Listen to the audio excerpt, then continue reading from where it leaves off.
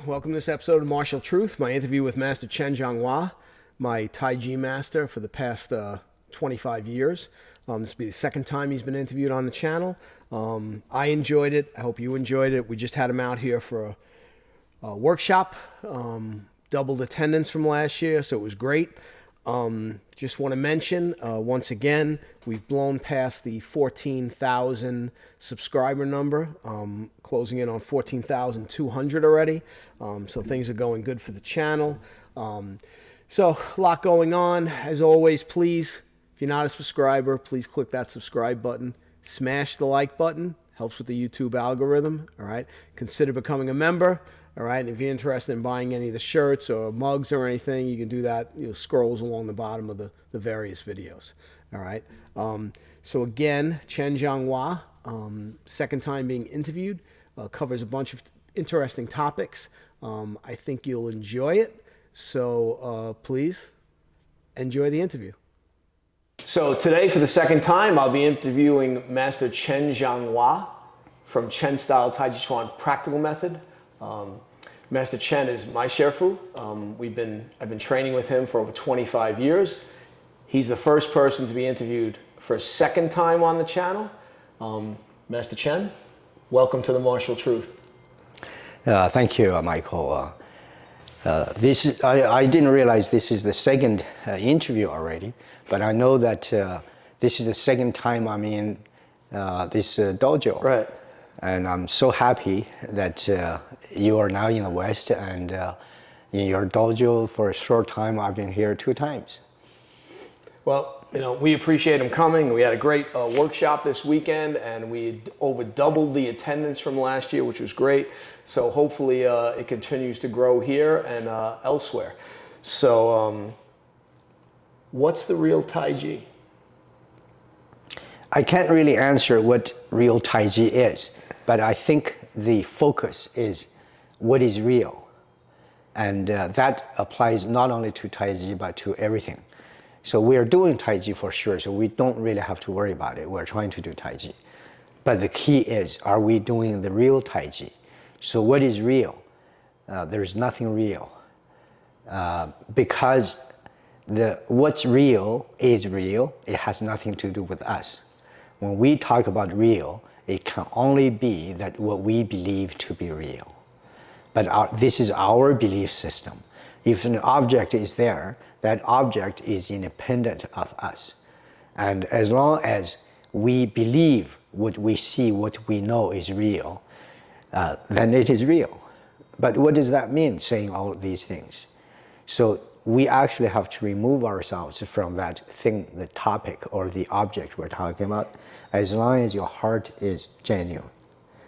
Even if your understanding is superficial, that understanding can become deeper and deeper until you get closer and closer to what's real. The problem is that you have too much belief in your system. You only believe you are real. We want to close that gap as much as we can. That's why it takes a lifetime. Right. So, in order for Taiji to be more real, do you feel it has to be practiced as a martial art? Definitely. Okay. So let me go back to what's real. I give a rough understanding of what real is. But in reality, there has to be some benchmarks, right? Right. So the benchmark is that you believe that there's you, there's the object, and then what do? Number one is you have to see it. If you only heard about it, right, how can you ever become real? But that's fine. You heard about it, then you have to seek to find it. And when you find it, you have to touch it. And that's not even enough. You actually have to pick it up. So in martial art, it means you hear the story about this wonderful thing, Taiji. You look for an instructor, you find an instructor, then you listen to that person, you learn. Then you have to practice. And then one day, and all of these can happen at the same time. Right. So one day, you have to touch.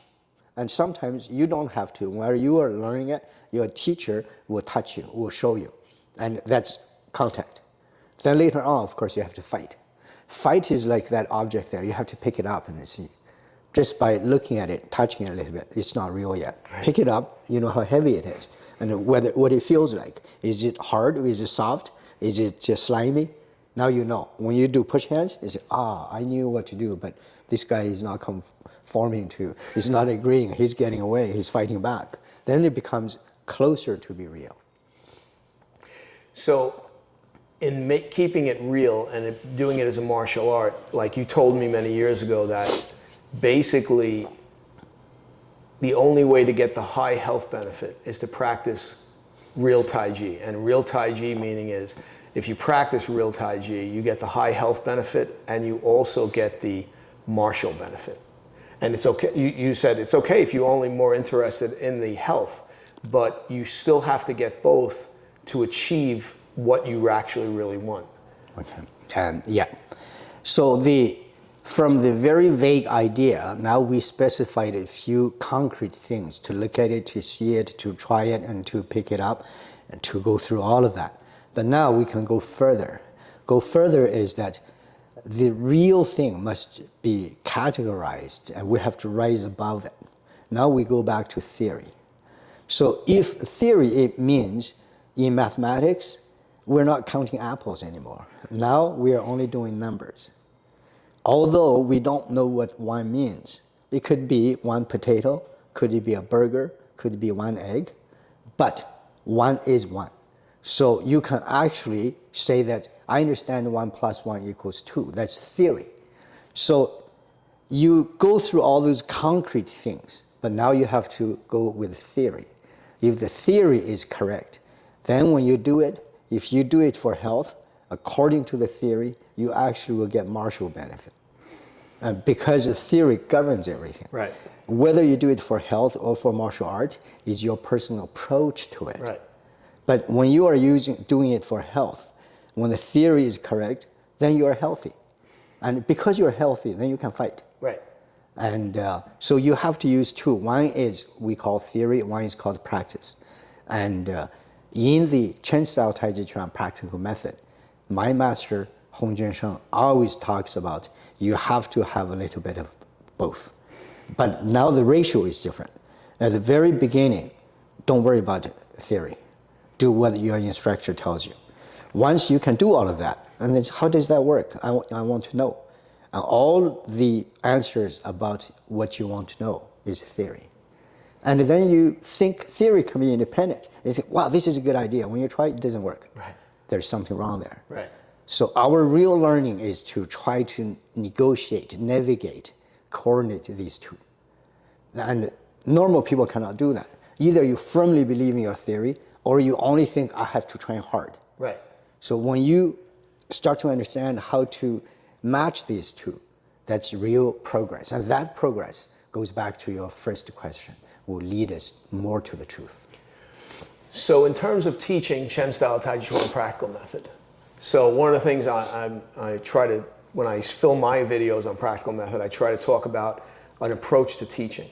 And so in the beginning, if you are too much on the theory, for someone who just walks in and is just starting the training, are you doing that person a disservice? Should it be more keeping it simple in the beginning until they get to a certain point, and then begin to really bring in the principles and the rules and the theories as far as how to really do things properly? There are many smaller aspects, but there are only two that we just talked about, because there are only two people who live on Earth. One is a guy who approaches everything from theory. There is another person who approaches everything from practice. So if you are a hands-on person, I'll talk zero about theory. I'll let you try it and feel it until you get a grip. Right or wrong, doesn't matter. Then I'll tell you it's actually this way. This is why. But for the person who must go with theory first, if you force that person to, don't ask, only practice, that person will refuse. And even that person tries very hard, that person will be upset. Like maybe not mentally, right. Physically will be upset, right. Because you're countering, you're going against his nature. So there are two ways. Now coming back, all those two ways, that's only that yin yang.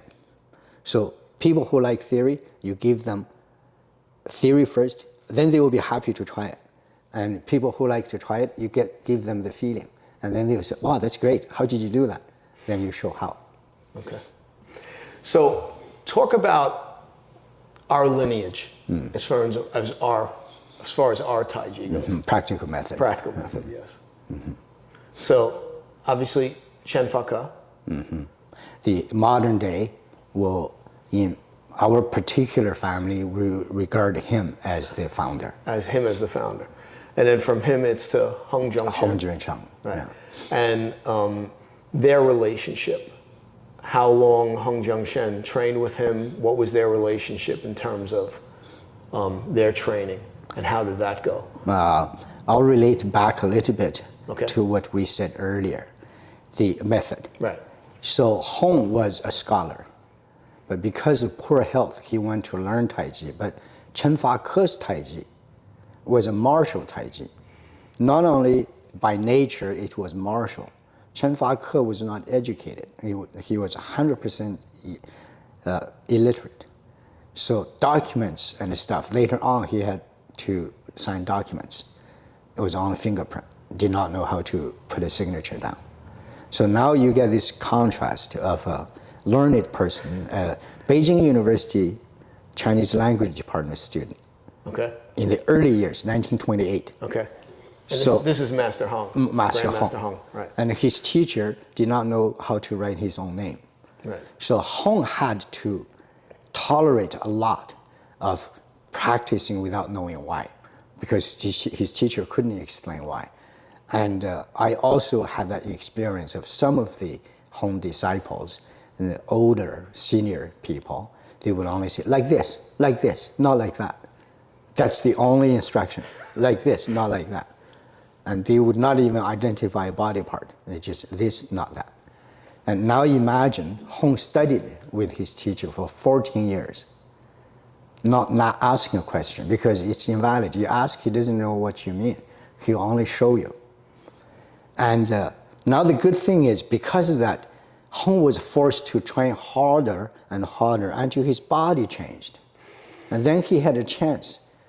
More than 10 years after leaving his master, he returned. But this time, his body was in tune enough to understand what this means. Right. So Hong actually is the one who came up with the Chen Style Taijiquan theory. So for example, Chen Fa-ke would say, like this, and Hong looks at that and made his notes and says, in with elbow. In with elbow. And then Chen Fa-ke would say, not like this, and he would write down, out with the hand. So Hong came up with a theory, but based 100% on his teacher's teaching. Right. So that's their relationship. So he's observing, watching, and then he's recording. Yeah. Otherwise, another teacher will say like this. Right. And when you write down like this, it can be interpreted 1 million ways. Right. So, and then your initial introduction to seeing Grandmaster Hong. I have to say that I was very fortunate, just by fate and no personal effort involved, that although the situation was 100% different, but I went in because of my young age and also because of a contrast that I came from the country. In China, there's a huge divide. It's like a caste system. When you are from the country, going to the city, you are basically a non-person. You have no right to speak. But because of that, it's as if I was illiterate or as if I had no martial ability. So for 7 years, I only copied, never dared to ask a question. And so all the not knowing and wanting to know became frustrations inside myself and made my eyes glow. I could only watch because I did not want to open my mouth because they'll tell me to get lost. Right. And so the learning was very similar to Hong, with a mind but not allowed to use it. And by the time I already knew the form, I already was quite capable of doing the form. And not even that, when I left Hong after 7 years, I spent another 7 years in Canada. So when I returned to China, in 1991 and went to visit home. This time, it's not only the time duration, also my status changed. And status in two ways. One is I returned as a Canadian, as a professional, as a person with a little bit of a status and ability, but mostly more mature. I wasn't a kid anymore. So now I was able to talk, have a conversation, ask a question and receive an answer. So for me, it's the same. The theory came later. So do you feel when you learned the form and then you moved to Canada, and you're relying on yourself? You have no teacher in Canada, you're just training yourself. That's superficial. Okay. And that's true. But actually, because of that, you don't rely on yourself. Okay. Because I wasn't sure whether I was right. So I had to, and there was no reference. Right. So I had to think really deep. How did he teach me that move? I had to, I'm trying to image that, have an image. I had to close my eyes, try to see him in front of me. Right. How did he do that? So again, I was forced into a different mode. Right. Shift to a different mode of learning. Like I would be doing this and yeah, I think he did it this way. It came from me, but always put that into his situation. Right. So my question is, do you think that actually helped your development? Did it force you to work in a certain way that because he wasn't in front of you anymore, you had to totally rely on your memory and really focus on yourself to do things as correctly as possible? Do you think that really helped your development? 100%, because if he was in front of me, I might not have listened to him. Right. If not, because he wasn't, I had to try really hard to tell myself, did he really teach like that? And as it turned out, we all evolve. And when I taught on my own for many years, and when I saw him again, he actually was very happy. He said, "You're using my words." Because I had to try to remember what he said. Right. Because otherwise it would be from myself. Right. And that made me really weird. Because you're talking like somebody else. Right. We normally digest and paraphrase, everything becomes our own. And that's a good thing, but in learning traditional things, that's not necessarily good. Because when you digest it, it's yours. If you don't digest it, it's actually theirs. Right. So one of the things in our learning way is that you try to, now again, many people will think in terms of modern education, this is wrong. Right. You just have to remember and repeat. But because of that, your understanding changes all the time. The same word will have different meaning every year as you make progress. And you probably have experienced that. Yes. Well, you said to me one time, one of the things in martial arts is you have to find the method. Mm-hmm. And the method that you found may not be the method that I find, but as long as the martial art is strong and powerful, right, that's the main thing. So, finding that method is, I think, a key. Like what you just mentioned, when I left the school in New York, one of the students called me about 2 months after I left and said, "Sensei, don't take this the wrong way, but I think in one aspect it's good you left."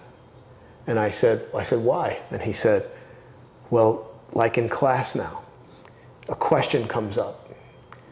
Used to be you're in the room and we just go over and ask you and we say, and you just give us the answer. But now you're not there. We look for you, you're not there. We have to get together. We have to analyze this and figure this out ourselves." And I've seen an improvement in a lot of the students in the New York school because they're relying on themselves a little bit more and trying to find that method to come to certain conclusions and certain answers to certain things. So it's interesting that sometimes being away from the teacher can force you to develop more your own personal way of doing things, They were forced to understand. Right. Yeah. Right. Before they could find an easy answer. Right. Yeah. Right. So what would you like to see happen as we move forward in this travels of Chen Style Taijiquan practical method? Same as we are discussing is that the development is always, it used to be like this. And that's the real Taiji you're talking about. But we are not the Taiji, we are here. Right. So we go this way. Then we try to come back and say, oh yeah, it's there, touch it again. Then we go, because you touched, we were here. Because you touched, we're advanced. But you can see the distance is further. Then we have to come back in the touch. The second time you touch it, it gives you more power. You are here. Then you have to touch again. Now you are here. So this is the Taiji definition, a Taoist definition of development. Development is to go very far, but you have to refer back to the original. You always have to go back to your roots. And so for you, you're American. You have to become something new. But you cannot forget your American root, right, because it's the Americanism that got you this far. If you come back and drink the same water, you'll grow further. And for everybody, it's the same theory. So if you're a scientist, but you're able to make things, you have to come back to your science. And so this is the way we develop. So you will hear contradiction, because sometimes you say, listen to me. Sometimes you say, just a second, let me open the book and see what did he say. We constantly do that. Right. And it's like we have double personality, right? Sometimes you have to say, just listen to me. Right. For the convenience of efficiency. Right. Let's not spend time doing that. Just listen to me temporarily. We can make one step. Then when we have time, come back, what did the classics say? Right. And not only that, in principle, and most of the time in our system, we refer to what Hong said. But sometimes we can go further, refer to the classic of Taiji, beyond Hong. Then you go even further to the classic of Chinese philosophy, because this is a whole ocean. It's not an isolated island. So in China, you now have the mountain, Daishishan, right? So why don't you talk about that a little bit, so people that are seeing this and seeing you maybe for the first time understand about your Taiji training center in China. Oh, okay. I'll try to find some pictures and give them to you. Okay. Maybe you can throw some pictures Sure. in the video. I had an opportunity in 2005 to see this pristine, undeveloped mountain. And the good thing about it is that it's called Daqingshan. It means big green mountain, almost like calling your dog his dog. How big is it? I'm not going to, I don't have the exact number, but in kilometers is 25 square kilometers. That comes to about 13 to 15 square miles. Okay. It's the size of a large town. Okay. And there are 14 peaks in it. But these are very nice picturesque mountains because they were small. Right. If they were too big, then you don't really see the mountain, you only see a wall, right? Right. And, but the good thing about it is that China is divided. China is north-south. The United States, Canada, we're east-west. Right. That's why we say the West Coast, East Coast. And so in China, southern China is almost tropical. Northern China is winter. So north of the Yangtze River, the northern China is wintertime is totally dirt looking. Everything is dead. And absolutely for 5-6 months. But on this mountain, there's a lot of different types of weather existing there. And even wintertime, there's lots of green. And the northern China is totally dry. This place is green. It means it's very moist, lots of water. So it is special for northern Chinese people that this place looks like southern China. And that actually means a vitality, life force. So training on it, it makes you happy, everything looks nice, lots of flowers, green mountain. And so that's the physical feature. And I've been there. So I visited it back in 2013. It's an amazing place. And you brought typhoon there. I brought a typhoon there, yes. I experienced my first typhoon in 2013 on the mountain in China. There was no typhoon before you went. So that was my fault. And explain what you have actually there, what you've done with the mountain. So the original idea is to find a place in the outbacks, and then I can go with my students to hide and train secretively. But as things turned out, the secrets were revealed. People started to come and seek us out. So as I said, we started the first class in 2006. I went there for the first time in 2005. By 2012, we couldn't stop the people. So I started teaching local people, meaning Chinese people. From 2006 all the way to 2011, I only took international people and used it as a retreat, and we trained 3 months every year in the mountains. So now it's totally open for Chinese people, international, for everybody, and that's it. And I'm not always there, but I have a center, disciples, and the school is open year-round, and there are lots of people. It's becoming one of the major centers. I can't say for sure, but I can only say that from what I heard, now people are talking about Taiji in China. There are 3 places. The oldest place is the Wudang Mountains. Not only old, but historical, legendary. The current place is the Chen village in Henan province, mainly Chen style, but it's the birthplace of Chen Style Taijiquan. Some say for all of Taijiquan. But now Daqingshan is a gathering place, modern, but in nature, modern facility, very good for today's people to train. Less tradition, less history. So these are 3 major centers. And I did that. We achieved that reputation because I sponsored a series of international Taiji competitions, mainly pushing on the idea of push hands and less restrictions, less rules, less other interference. And we started in 2011. So this year I completed the 8th one because we skipped a few years because of the pandemic. Right.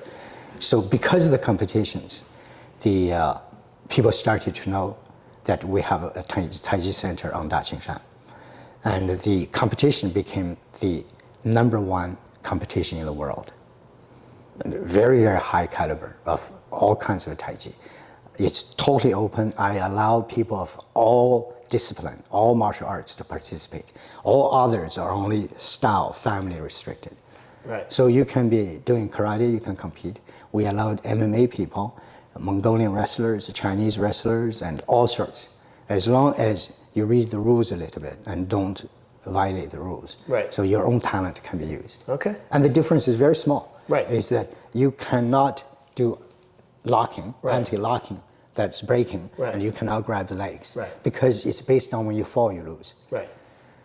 So that's simple. Everything else, you cannot punch. Everything else is fine. And just so you know, you're aware that there's 2 hotels on the mountain, so there's very nice place to stay. The food is outstanding. Everything's very good. It's locally sourced. So if anybody's interested in actually visiting there, you can contact me. I can give you contact details on how to contact Master Chen or contact people on the mountain.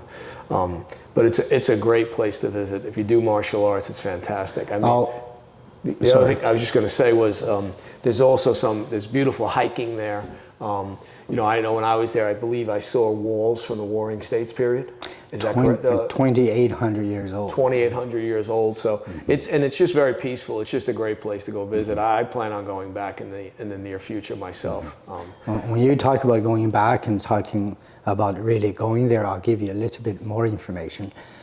Because otherwise people might assume something. Right. So the hotels and facility, there is a 4-star hotel, and that just means it's as good as the hotels here. Right. There's a 3-star hotel. It's more like Econo Lodge. Right.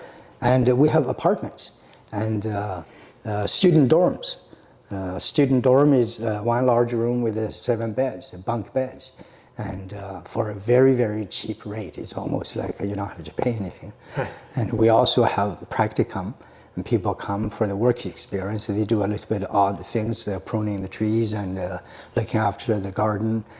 And then they eat with the staff and at no cost. And then the learning of Taiji is free. And you put in about 2 hours of work, get up and make sure everything's clean and that kind of stuff. So we have that kind of facilities and services to allow all kinds of people. So right now, most people are retired, freshly retired. They go there and there's almost no cost, free vacation and learning a new skill. Right. So yeah, it's a great place, truly great place.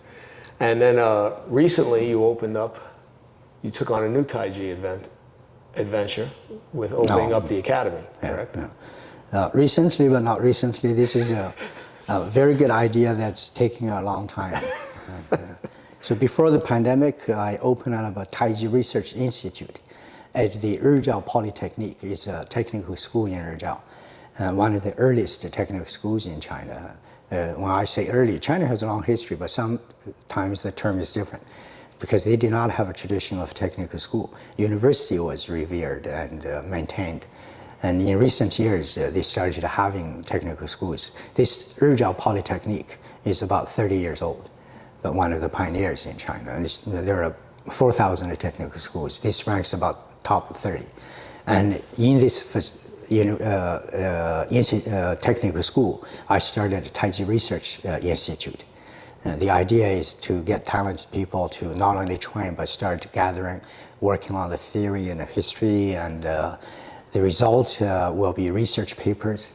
And another result is that we're coming up with a Taiji journal to document people's progress, the collection of their articles and stuff like that.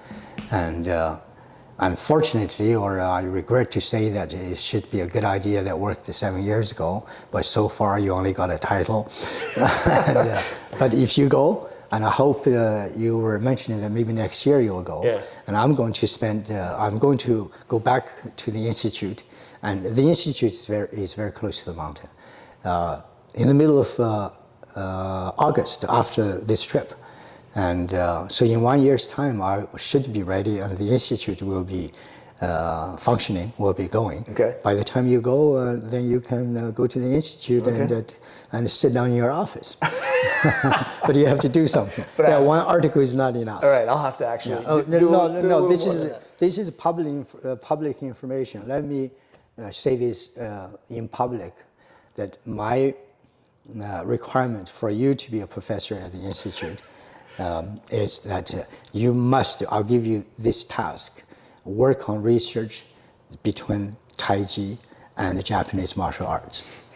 And I don't want everybody to be on this one topic. I'll assign this because there are many aspects. Right. And I have people working on Chinese history versus Western philosophy, because although China is different, you can find a lot of similarities between Western philosophy and the Chinese philosophy, Western ways of doing things and the Chinese ways of doing things, all from the point of view of Taiji.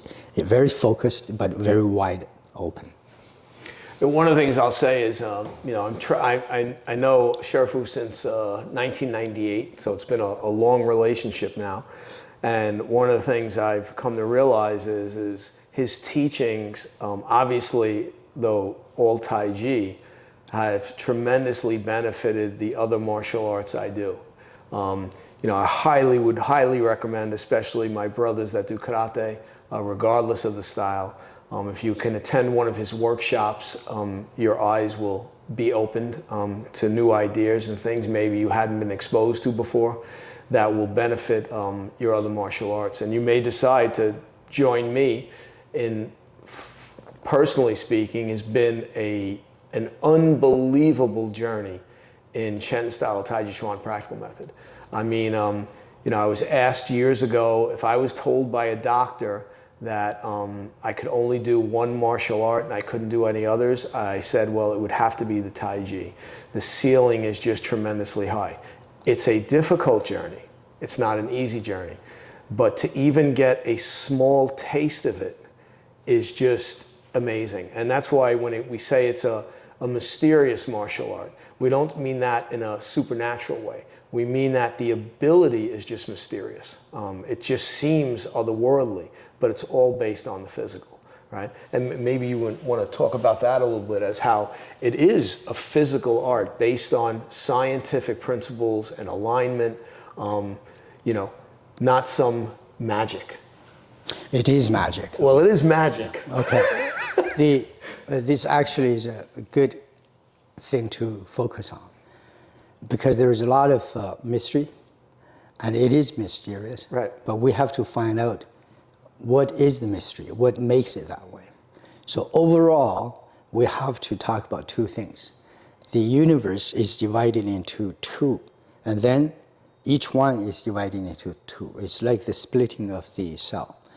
The overall, at the very, very top here, there are only two things. One is everything, another is a human. But I'm not talking about your body.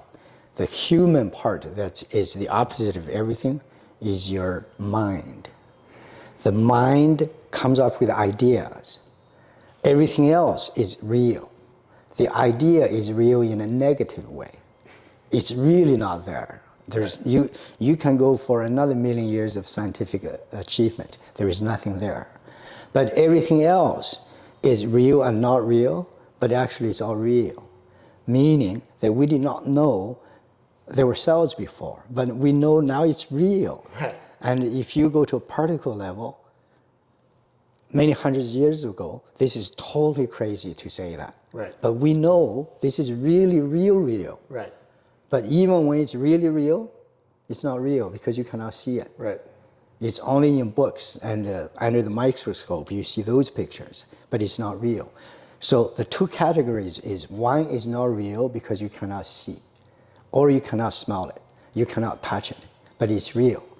The real, not real, the abstract is your mind. And the Chinese say that that mind that's not real is, it doesn't matter what kind of instrument you have, you can't grab the idea. Like you got an idea, I will never be able to see it, but I'll know you got an idea by the things you do, by analyzing, because that's real. That's really only an idea. So the Taiji aspect of not real, mysterious, is that we do things under the real reality spectrum, but half of the reality you cannot see. The other half of, within that, there are also things you cannot touch, you cannot smell, you cannot predict. When you start to understand it, you do miracles. But those miracles are no different from the science can cure you of something ancient people could not. Right. So it's within scientific approach, not mysterious. It's not a trick, it's real. Right. So it's actually magic. If you are standing behind the magician, you see what's going on. When you're sitting in front, you don't know what's going on. So the Taiji method is totally physical, but it's magical. And we only provide the magical experience, not the mysterious experience. Right. That's a great way to put it. Yeah. Because again, like even when I've done seminars, a lot of times the karate people ask me about Taiji. So I'll always push a little bit with them, and you know, they don't, the most common response I get is, how are you doing that? I don't understand how you can just toss me on the floor like that. It was like there was effort, there's no effort there. Like, how are you even doing that? Like, and then when I try to explain them the principles, you know, they may understand a little bit, glimpse a little bit, but it's still in the beginning, it's very hard to get your head wrapped around it.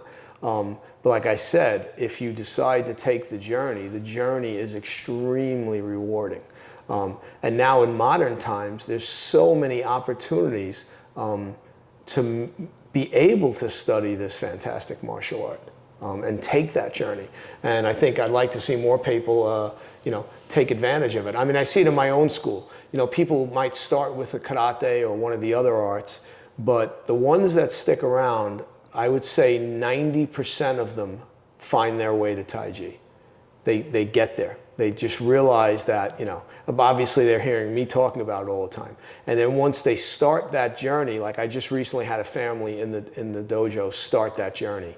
And as I'm showing him stuff the first night, I was doing fixed step push hands. Mm-hmm. And I told him he could do whatever he wants. And he's trying to push me, twist me, throw me to the ground, doing all that, but he can't move his feet, I can't move my feet. I say, if you move your feet, that you've lost, right? And he's trying to do it to me and he's falling over. And his comment, and I've heard this comment before, which is, that's just not right. Yeah. Like, that's just not right. Like, why am I don't understand why I'm falling over. And then when I begin to explain to him what's going on, he says things like, oh, okay, all right, but that's just weird. Like, that's the next comment, like, but that's weird. And I'm like, yeah, you know. And even myself in my own training, Shifu told me in China at one point that your form was not weird enough. And I'd never had a master tell me my form wasn't weird enough. Normally they're telling me the opposite, right? And initially I didn't understand what that meant. But then after I got back to the States and I just kept thinking about it, I realized what he was talking about. And recently I found video of myself doing Yilu in China. And I was like, oh my God, that's terrible. Again, compared to where I am now. Not that it's good now, but it's just that there's an improvement over that. And you know, and so the weirdness is almost like built into it, but it's a special weirdness. And when you feel it, it's something you can't understand. I mean, even recently, I was in, not too long ago, I was in Argentina, and I was at a barbecue, a backyard barbecue they had for me while I was there. I was down there teaching Kobudo, weapons art, and they asked me in the backyard, Sensei, you do Taiji, could you just explain to us like a little bit about Taiji?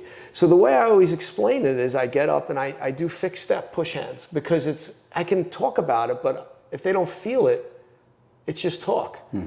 And it's, again, the same reaction. How are you doing that? I don't understand how that's possible. These are big, strong, physical guys.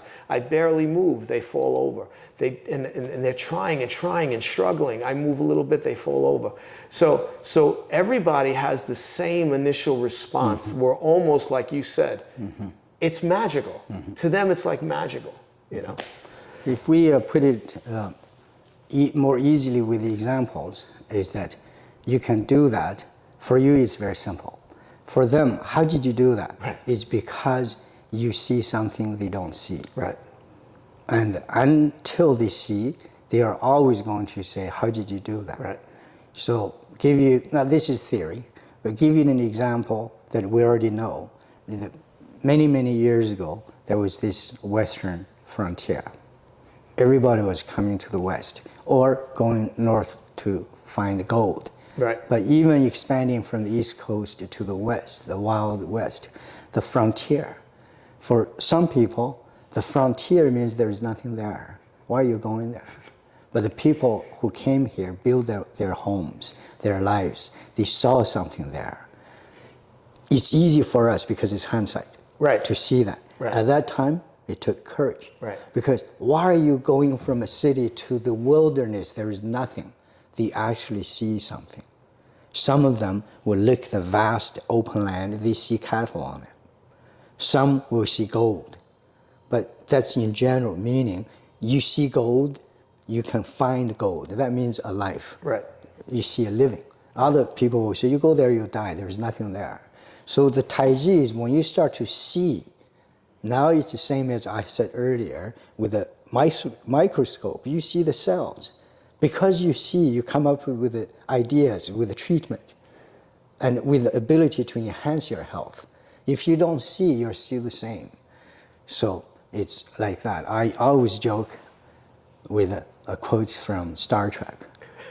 And I say it this way, Taiji, the last frontier. Because when you do Taiji, you're here to see what other people do not see. Right. It's a totally different approach. External martial art, you see what other people see. You do what other people do. So if we do this, some people will see my arm. Other people will see the space around my arm. The space you cannot really see is real. It's not empty, it's real. It's called the space. Right. So on that note, I want to thank Master Chen Zhonghua for doing this a second time, and next year maybe a third time. We'll see how things go. I also want to mention he'll be in New York in 2 weeks. So if anyone's interested in attending that workshop, please reach out for me. I'll give you the contact details, and I'll put the contact details when this interview drops on YouTube. All right. So I want to thank you again, Xiufang. Thank you. Thank you for inviting me here for this workshop. And thank you for starting in 1998 to learn, to practice, to become good, to start promoting it, and to now doing research and continue to promote Taiji as a lineage person, that this tradition continues. Thanks for everything. Thank you. I like to say, I say all the time, my most important decision that I felt I've made in martial arts is becoming an indoor disciple of Master Chen Zhonghua. I say that all the time, all right? So thanks again, and we'll see you guys in the next video. Thank you. Hope you enjoyed my interview with Master Chen Zhonghua. I know I enjoyed sitting and speaking with him. I always do. Again, we have a very long relationship, 25 years, and I hope to have another 25 years of training and learning from him. I recommend anybody that sees, you can go to practicalmethod.com and you can see where his workshops are going to be, future workshops. I highly recommend, not just Taiji people, I highly recommend my karate brethren to attend a workshop. Might open your eyes to some different things. You might come away from it a little bit changed, all right? Once you see these principles actually be done by a person that can actually do them, not just talk about them, all right? So as always, please, if you liked it, click that like button, subscribe, consider becoming a member, all right? And I'll see you in the next podcast. Take care.